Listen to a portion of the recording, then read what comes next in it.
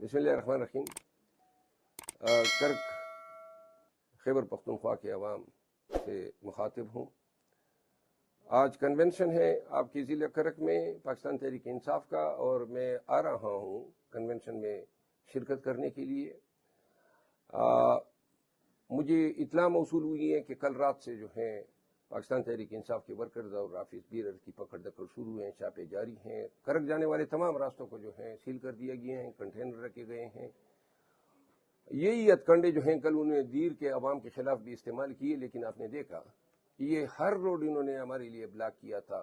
Traffic انہوں نے congestion create کی۔ چوکیاتان کے مقام پہ دیر کے ورکرز پہ گولیاں چلائی، 3 ہمارے ورکر زخمی ہیں، ان کو گولیاں لگی ہیں۔ ٹیئر گیس کی انہوں نے اخگرام میں، اور یہ سارے ہتھ کنڈے اس لیے تھے کہ وہ کنونشن کامیاب نہ ہو سکے۔ لیکن دیر کے غیور عوام نے ثابت کر دیا کہ وہ خان کے متوالے ہیں، اور کسی بھی صورت میں جو ہے کوئی بھی خوف ان کو کنونشن کی جگہ تک پہنچنے سے نہ روک سکا۔ تو لہٰذا آج کرک کے خٹک جو غیور قبائل ہیں ان کے لیے یہ ایک امتحان بھی ہے۔ کیا آپ دیر کے لوگوں کی طرف سرخرو ہونا پسند کریں گے، یا پھر آج یہ اطلاع آئے گی کہ جی دیر میں کنونشن نہ ہو سکا؟ کنونشن نہیں ہوتا ہے تو سوالیہ نشان آپ کی طرف ہوگا۔ کسی بھی صورت میں ہو، ہم نے خطاب کرنا ہے، ہم نے کنونشن ہولڈ کرنا ہے، اور اگر ہمیں میرے لیے بھی یہ راستہ روکیں گے، اور میں کوشش کروں گا کہ